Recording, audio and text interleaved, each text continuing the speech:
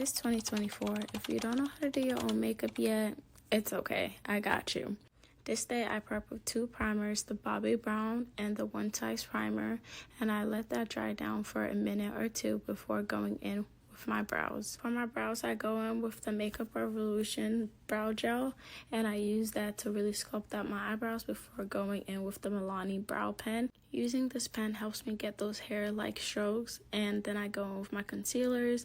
I mix them just so that it's not super bright under my eye, and I use that to carve out the bottom of my eyebrows, and then at the top I use my actual foundation to blend it. For my foundation, I like going in with a flat brush before a more dense brush to blend it out, and then at the top of forehead I like to use a smaller brush so that I'm not messing up my hair, and then I go in with my first concealer, which today I'm using my Huda Beauty one.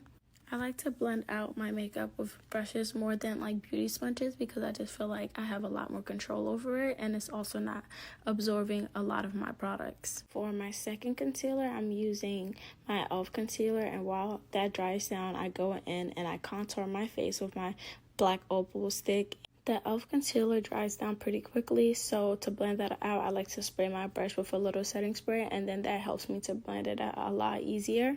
I use my puff to make sure that everything is nice and seamless before going in with my setting powders. First, I went in with my One Size just to set everything, and I press it in, and I don't bake at this stage. I like to press it in first. To bronze, I like to go in with my Juvia's Place palette in the shade Dark. I love to bronze up my face because it gives me a nice warm look. Then I go in with my Laura Mercier setting powder, and this is what I use to bake my face. My all-time favorite blush is this blush from NARS. It's called Exhibit A, and it just looks so good on our dark skin. For my lips, I like to go with this Kiss lip liner, and then I use the Morphe lipstick in the shade Virgin.